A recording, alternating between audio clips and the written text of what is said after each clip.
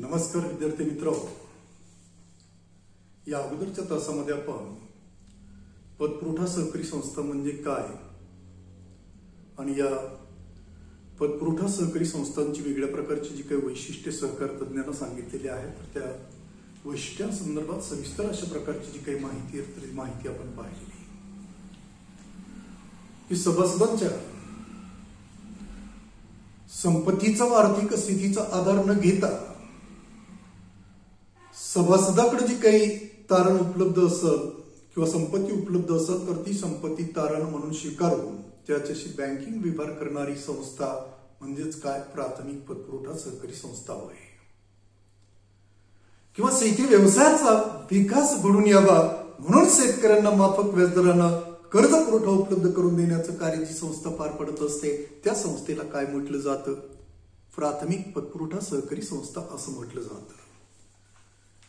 त्यानंतर आपण या प्राथमिक पतपुरवठा करणाऱ्या जे काही संस्था तर त्या संस्था कुठल्या प्रकारच्या क्रिया पूर्ण करत असतात किंवा कुठल्या प्रकारच्या प्रक्रिया पार पडत असतात, तर शेती व्यवसायाचा विकास घडून आणत असतात, शेती उत्पन्नामध्ये वाढ घडून आणत असतात, शेतकऱ्यांना अल्प आणि मध्यम मुदतीचा कर्ज पुरवठा उपलब्ध करून देत असतात, शेतकऱ्यांना जीवनावश्यक वस्तू पुरवित असतात, शेतकऱ्यांना शेतीआवश्यक वस्तू पुरवित असतात आणि शेतकऱ्यांना आपल्या शेतीमधून घेतलेलं जे काही उत्पादन आहे तर त्या उत्पादनाची योग्य दराने विक्री करण्याची व्यवस्था या संस्था करत असतात. तर अशा विविध प्रक्रिया पार पाडण्याचं कार्य जी संस्था पार करत असते तर त्या संस्थेलाच काय म्हटलं जातं? प्राथमिक पतपुरवठा सहकारी संस्था असं म्हटलं जातं. शेती उत्पन्नामध्ये वाढ घडून आणणं, शेती व्यवसायाचा विकास घडून आणणं, शेतकऱ्यांचं जीवनमान उंचावणं, शेतकऱ्यांना अल्प मध्यम मुदतीचा कर्ज पुरवठा उपलब्ध करून देणं, शेतकऱ्यांना जीवनावश्यक वस्तूंचा पुरवठा करणं, शेतीआवश्यक वस्तूंचा पुरवठा करणं आणि शेतीमधून घेतलेलं जे काही उत्पादन आहे तर त्या उत्पादनाची योग्य दराने विक्री करून देणं, अशा विविध क्रिया किंवा प्रक्रिया पार पडण्यासाठी लोकांनी एकत्र येऊन जी संस्था स्थापन केलेली असते त्या संस्थेला काय म्हटलं जातं? प्राथमिक पतपुरवठा सहकारी संस्था असं म्हटलं जातं. तर या संस्थेची वेगळ्या प्रकारची जी काही वैशिष्ट्ये आहे तर ती वैशिष्ट्ये सहकार तज्ञांना सांगितलेली आहे आणि त्या वैशिष्ट्यांसंदर्भात जी काही माहिती आहे तर ती माहिती आपण या अगोदरचे जे काही तास आहेत तर त्या तासांमध्ये पाहिलेली आहे. शेवटचं वैशिष्ट्य आपण पाहिलंय की मर्यादित भांडवल. तर या प्राथमिक पतपुरवठा करणाऱ्या जे काही संस्था तर या संस्था दुर्बलांच्या संस्था असतात, या खेड्यांमध्ये ग्रामीण भागामध्ये स्थापन झालेले असतात. या संस्थांचं कार्यक्षेत्र हे मर्यादित असतं, सभासदांची संख्या मर्यादित असते आणि त्यामुळे या संस्थेकडे उपलब्ध होणाऱ्या भांडवलावर सुद्धा मर्यादा पडत असते आणि भांडवलावर मर्यादा पडल्यामुळं या संस्था आपल्या सभासदांना त्यांच्या मागणीनुसार कर्ज पुरवठा उपलब्ध करून देऊ शकत नाही. म्हणून मर्यादित भांडवल हे या प्राथमिक पतपुरवठा करणाऱ्या सहकारी संस्थांचे एक वैशिष्ट्य आहे. तर अशा वैशिष्ट्यांसंदर्भात जी काही माहिती आहे तर ती माहिती या अगोदरच्या तासामध्ये आपण पाहिलेली आहे. तर यानंतर आपल्याला या जे काही प्राथमिक पतपुरवठा करणाऱ्या सहकारी संस्था आहेत तर या सहकारी संस्थांची जी काही कार्य आहेत तर त्या कार्यांसंदर्भात आपल्याला माहिती पाहिजे. या संस्था आपल्या सभासदांसाठी वेगळ्या प्रकारची जी काही कार्य आहेत तर ती कार्य पार पडत असतात. तर पहिलं कार्य या संस्था पार पडत असतात ठेवी स्वीकारणे. मग ठेव म्हणजे काय? तर आपल्या सर्व गरजा भागवल्यानंतर शिल्लक राहणारी जी काही रक्कम आहे तर ती रक्कम जी बँकांकडे किंवा पतसंस्थांकडे ठेवली जात असते त्या ठेवलेल्या रकमेलाच काय म्हटलं जातं? ठेव असं म्हटलं जातं. दुसऱ्या शब्दामध्ये व्याख्या आपल्याला ठेवीची अशी करता आहे की दैनंदिन उपभोग खर्च भागवल्यानंतर शिल्लक राहणारी रक्कम सुरक्षित राहावी, तिच्यावर विशिष्ट दरानं व्याज मिळावं आणि मागणी करता क्षणी ती परत प्राप्त व्हावी म्हणून जी रक्कम सहकारी बँकांकडे किंवा पतसंस्थांकडे ठेवली जात असते तर त्या ठेवलेल्या रकमेलाच काय म्हटलं जातं? ठेव असं म्हटलं जातं. काय व्याख्या आहे? दैनंदिन उपभोग खर्च भागवल्यानंतर शिल्लक राहणारी रक्कम सुरक्षित राहावी, तिच्यावर विशिष्ट दरानं व्याज मिळावं आणि मागणी करता क्षणी ती परत प्राप्त व्हावी म्हणून जी रक्कम बँकेकडे किंवा पतसंस्थेकडे ठेवलेली असते त्या ठेवलेल्या रकमेलाच काय म्हटलं जातं? ठेव असं म्हटलं जातं. तर या जे काही प्राथमिक पतपुरवठा करणाऱ्या सहकारी संस्था आहेत तर या संस्था काय करत असतात? आपल्या सभासदांच्या आणि बिगर सभासदांच्या वेगळ्या प्रकारच्या ज्या काही ठेवी आहेत तर त्या ठेवी स्वीकारत असतात. चालू ठेव स्वीकारत असतात, बचत ठेव स्वीकारत असतात, मुदत ठेव स्वीकारत असतात आवर्ती ठेव स्वीकारत असतात। तर अशा विविध प्रकारचे जे काही ठेवी आहेत तर त्या ठेवी या प्राथमिक पतपुरवठा करणाऱ्या जे काही संस्था आहेत तर त्या संस्था स्वीकारत असतात। तर जास्तीत जास्त ठेवी गोळा व्हाव्यात, ठेवी आकर्षित करण्यासाठी या जे काही प्राथमिक पतपुरवठा करणाऱ्या सहकारी संस्था आहेत तर त्या संस्था काय करत असतात, तर इतर जे काही ठेवी स्वीकारणाऱ्या वित्तीय संस्था आहेत तर त्यांच्यापेक्षा अर्धा ते 1% जास्त ठेवींवर जास्त व्याजदर देत असतात। आणि त्यामुळे लोक आपलीकडे जी काही शिल्लक रक्कम आहे तर ती शिल्लक रक्कम इतर वित्तीय संस्थांमध्ये ठेवण्याऐवजी सहकारी बँकांमध्ये किंवा पतपुरवठा करणाऱ्या सहकारी संस्थांमध्ये ठेवणं पसंत करत असतात। तर या ठेवींपोटी गोळा होणारी जी काही रक्कम आहे तर त्या रकमेचा उपयोग संस्था काय म्हणून करत असतात, तर भांडवल म्हणून करत असतात। म्हणून या प्राथमिक पतपुरवठा सहकारी संस्था आपल्याला निधी उपलब्ध व्हावा, भांडवल उपलब्ध व्हावं यासाठी सभासदांच्या आणि बिगर सभासदांच्या ठेवी मोठ्या प्रमाणावर गोळा करत असतात। आणि जास्तीत जास्त लोकांनी आपल्याकडे ठेवी ठेवाव्यात यासाठी लोकांना आकर्षित करण्याकरिता काय केलं जात असतं, तर ठेवींवर इतर बँकांपेक्षा किंवा वित्तीय संस्थांपेक्षा अर्धा ते 1% जास्त व्याजदर दिलं जात असतं। तर अशा पद्धतीनं ठेवी स्वीकारण्याचं जे काही कार्य आहे तर ते कार्य या प्राथमिक पतपुरवठा सहकारी संस्था पार पाडत असतात। त्यानंतर दुसरं कार्य आहे कर्ज पुरवठा करणे। समाजातले काही दुर्बल घटक आहेत तर ते दुर्बल घटक काय करत असतात, एकत्र येऊन सहकारी संस्था स्थापन करत असतात। समान गरज असणारे व्यक्ती एकत्र येत असतात आणि आपली गरज भागवणारी जी संस्था आहे तर त्या संस्थेची स्थापना करत असतात। मग पतपुरवठा करणारी संस्था आहे तर ही संस्था कोण स्थापन करत असतात, तर ज्या लोकांसमोर आर्थिक प्रश्न आहे, पैशाचा प्रश्न आहे, ज्यांच्याकडे पैशाचा तुटवडा आहे तर असे लोक काय करत असतात, तर आपला आर्थिक प्रश्न सोडवण्यासाठी संघटित होऊन किंवा एकत्र येऊन या प्राथमिक पतपुरवठा सहकारी संस्था स्थापन करत असतात।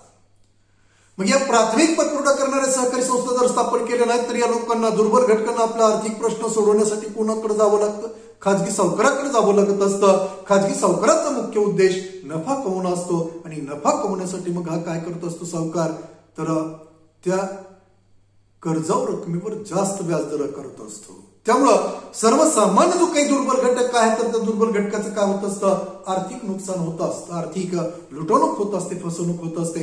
तर ती थांबावी यासाठीचे दुर्बल घटक संघटित होऊन काय करत असतात, तर या प्राथमिक पतपुरवठा सहकारी संस्था स्थापन करत असतात। मग या संस्था काय करत असतात, आपले जे काही सभासद आहेत तर त्या सभासदांना त्यांच्या जे काही गरजा आहेत तर त्या गरजा भागवण्यासाठी माफक व्याजदरानं कर्ज पुरवठा किंवा अर्थसहाय्य उपलब्ध करून देण्याचं जे काही कार्य आहे तर ते कार्य या पतपुरवठा सहकारी संस्था पार पडत असतात। म्हणजे आपल्या सभासदांना आधुनिक बियाणं खरेदी करता यावी, रासायनिक खतं खरेदी करता यावीत, कीटकनाशके खरेदी करता यावीत, इंधन खरेदी करता यावं, पशुखाद्य खरेदी करता यावं, मजुरांची मजुरी देता यावी, वीज बिल भरता यावं। तर अशा विविध कारणासाठी काय करत असतात, तर वेगळ्या प्रकारचा जो काही कर्ज पुरवठा आहे तर तो कर्ज पुरवठा उपलब्ध करून देण्याचं जे काही कार्य आहे तर ते कार्य या संस्था पार पडत, प्राथमिक पतपुरवठा संस्था पार पडत असतात। आणि त्यावर आकारला जाणारा जो काही व्याजदर आहे तर तो व्याजदर सुद्धा अल्प असतो, मर्यादित असतो। तेव्हा सभासदांना माफक व्याजदरानं कर्ज पुरवठा उपलब्ध करून देण्याचं जे काही कार्य आहे तर ते कार्य प्राथमिक पतपुरवठा सहकारी संस्था पार पडत असतात।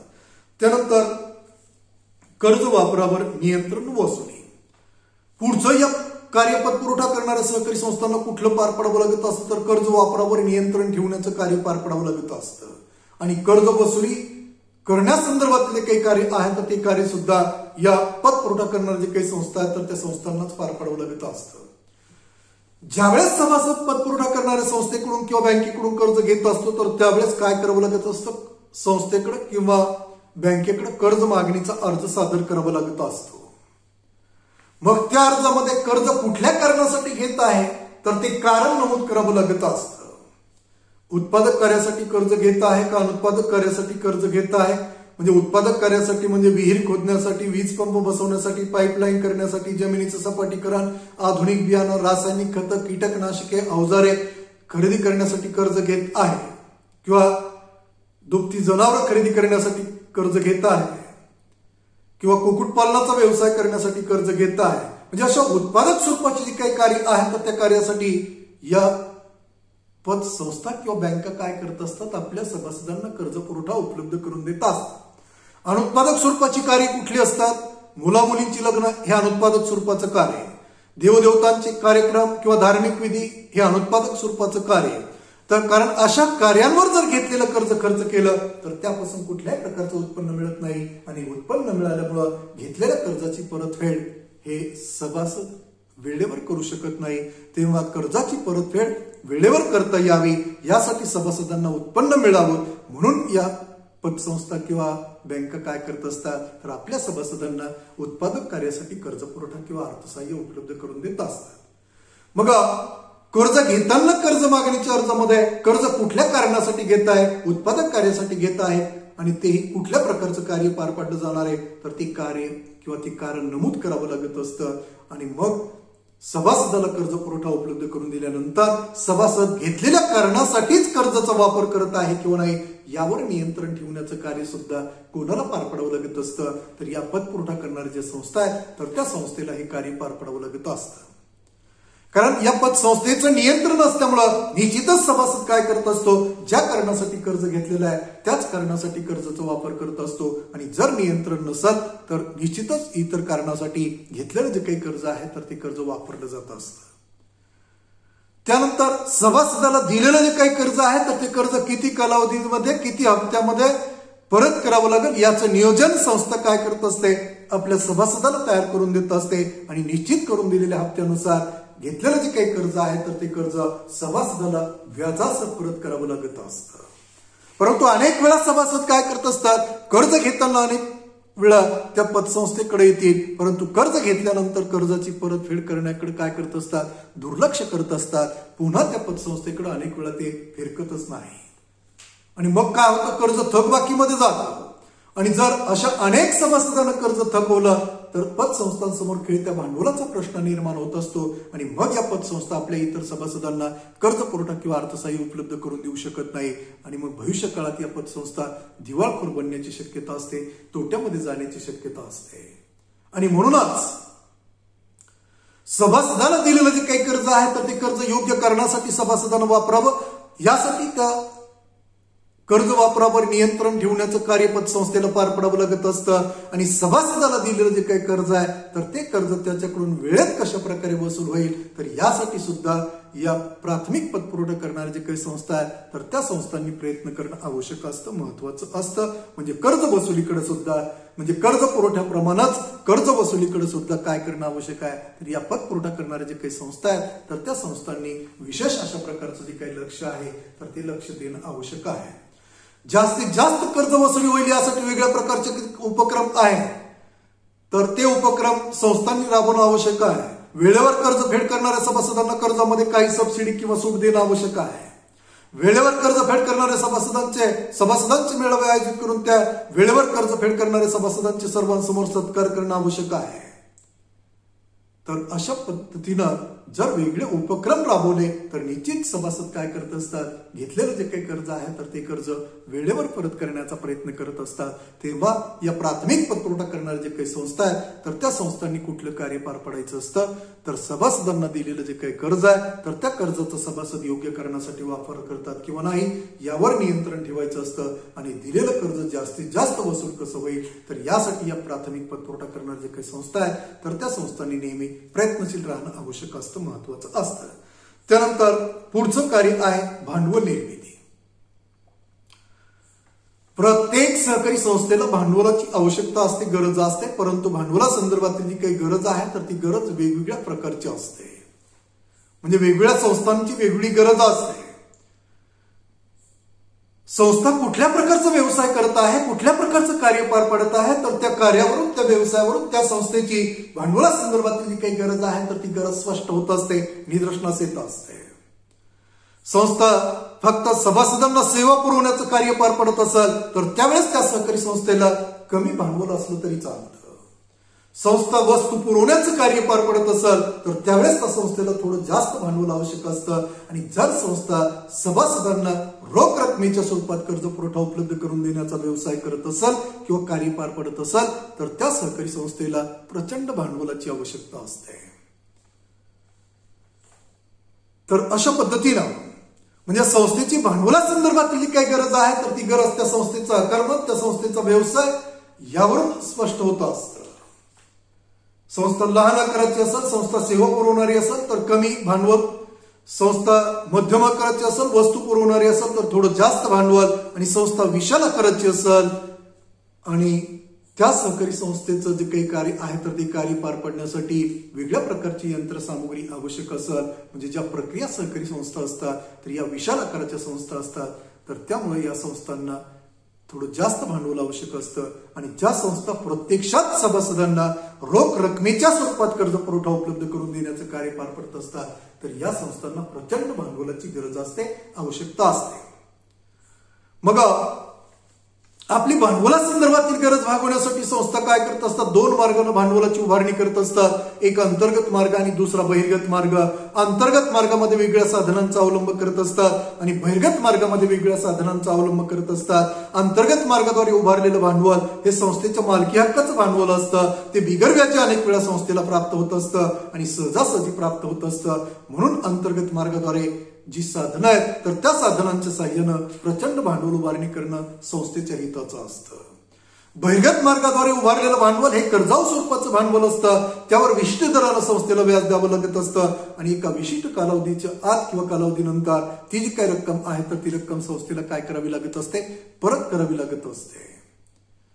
त्यामुळं असं कर्जाऊ भांडवल उभारून जर संस्थेनं आपलं कार्य पार पाडलं तर ती संस्था कधीच आर्थिकदृष्ट्या स्वावलंबी बनत नाही किंवा भक्कम बनत नाही. म्हणून सहकारी संस्थेला जर स्वावलंबी बनवायचं असेल, आर्थिकदृष्ट्या भक्कम बनवायचं असेल तर संस्थेनं काय करणं आवश्यक आहे? तर अंतर्गत मार्गाचा अवलंब करून या अंतर्गत मार्गामध्ये जी साधनं आहेत तर त्या साधनांचा आधार घेऊन मोठ्या प्रमाणात भांडवल उभारणी करणं आवश्यक आहे. आणि म्हणूनच सहकारी संस्था काय करत असतात तर अंतर्गत मार्गामध्ये येणारी जी काही साधनं आहेत तर त्या साधनांद्वारे जास्तीत जास्त भांडवल उभारणी करण्याचा प्रयत्न करत असतात. बघा, अंतर्गत मार्गामध्ये कुठल्या साधनांचा समावेश होतो? तर भाग भांडवल, प्रवेश फी, राखीव निधी, सक्तीच्या ठेवी किंवा सभासदांच्या ठेवी, तर या मार्गांचा समावेश होत असतो. तर या मार्गाद्वारे किंवा या साधनाद्वारे संस्था काय करत असतात? भांडवलाची उभारणी करत असतात. आणि जर अंतर्गत मार्गाद्वारे उभारलेलं भांडवल अपुरं पडत असेल तर त्यावेळेस मात्र मग काय करत असतात? बहिर्गत मार्गाचा अवलंब करत असतात. म्हणजे बहिर्गत मार्गामध्ये कुठल्या साधनांचा समावेश आहे तर ऐच्छिक ठेवी, म्हणजे सभासदांच्या आणि बिगर सभासदांच्या त्यांनी स्वइच्छेनं ठेवलेल्या ठेवी. त्यानंतर कर्ज, वित्तीय संस्थांकडून कर्ज घेऊन भांडवलाची उभारणी करत असतात. नंतर कर्ज रोख्यांची विक्री करून भांडवलाची उभारणी काही संस्था करू शकतात किंवा करत असतात. तर काही वेळेस संस्थांना शासनाकडून अनुदान मिळत असतं किंवा मदत मिळत असते तर त्याचाही उपयोग संस्था भांडवल म्हणून करत असतात. त्याचबरोबर काही वेळा श्रीमंत किंवा दानशूर व्यक्तीकडून देणग्या किंवा बक्षिसं मिळत असतात तर त्याचाही उपयोग संस्था भांडवल म्हणून करत असतात. तर अशा पद्धतीनं संस्थेला आवश्यक असणारं जे काही भांडवल आहे तर ते भांडवल भाग भांडवल, प्रवेश फी, राखीव निधी, सक्तीच्या ठेवी, ऐच्छिक ठेवी, कर्ज रोख्यांची विक्री, शासकीय अनुदान व मदत, देणग्या व बक्षिस, तर अशा विविध प्रकारची जी काही साधनं आहेत तर त्या साधनांचा अवलंब करून या जे काही संस्था प्राथमिक पतपुरवठा करणाऱ्या संस्था तर त्या संस्था काय करत असतात? भांडवलाची उभारणी करत असतात आणि उभारलेल्या भांडवलामधून आपलं कार्य पार पडत असतात. म्हणजे सभासदांना कर्ज पुरवठा किंवा अर्थसहाय्य उपलब्ध करून देण्याचं जे काही कार्य आहे तर ते कार्य या संस्था पार पडत असतात.